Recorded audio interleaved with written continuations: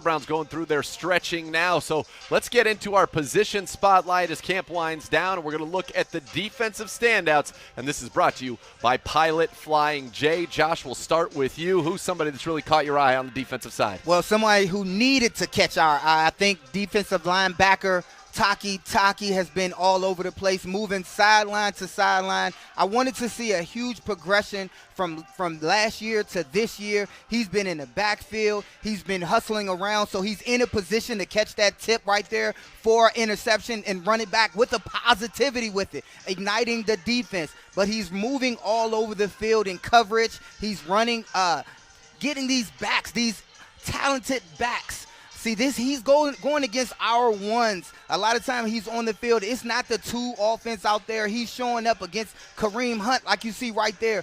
He's running all over the field, and he's showing us that this is what is to be expected of him game 1, game 2, all through the year.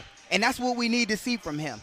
Taki, he needs to step up at the linebacker position. I'm glad that he's doing it. There's no doubt about it. It's just his comfort in coverage. I got a chance to talk with Sione yesterday prior to practice, and he just said he's worked so hard, and it has shown. He's had a standout performance here in camp, and you see the emotion he plays and how fired up he gets.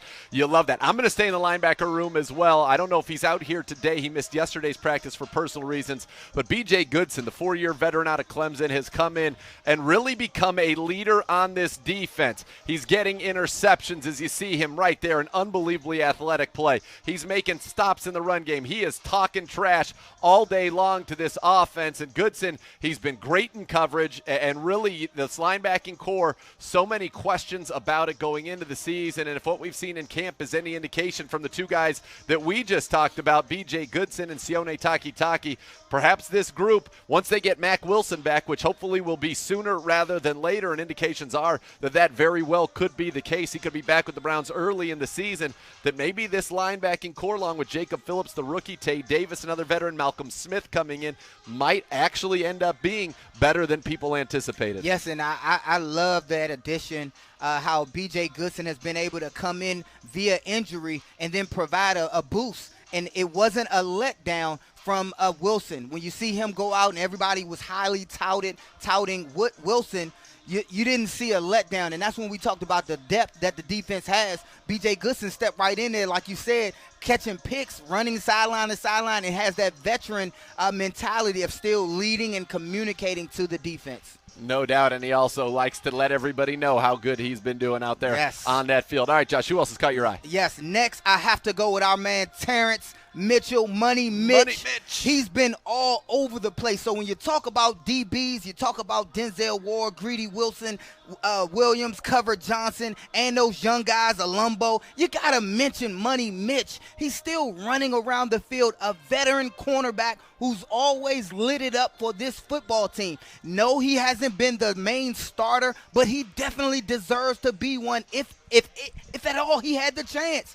Look at this guy, the excitement that he ignites the defense, what he brings to the team. He's cool, he's calm, he's collect in certain circumstances that he needs to be out there on the field. He thrives off the field, and you see him, Nathan, he comes out to practice early with a chipper attitude, smiling, joyful to be out there. A tremendous human. Yes, catching picks left and right.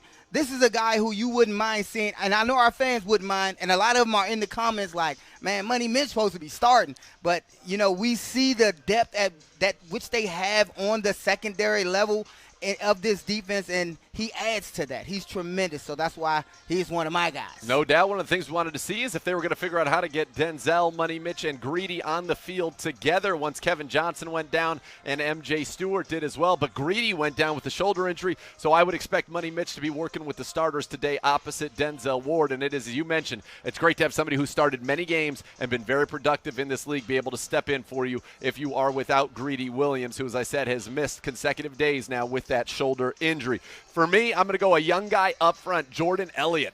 I love this guy's tape at Missouri, number 90. First time you ever get to see him in a Browns uniform, and boy, does he look good, and he's looked good all in Berea.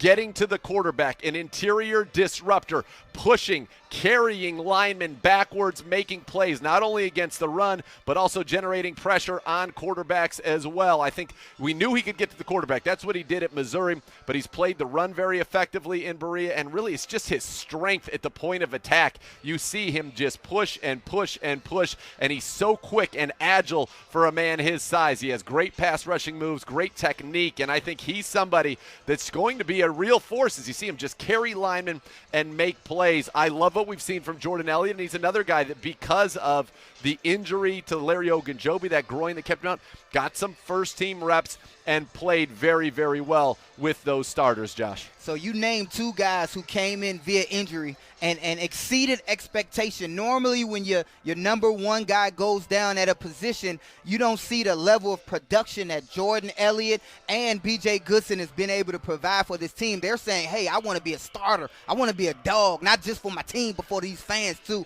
And they represent that. I struggle with the decision of who to have as a standout.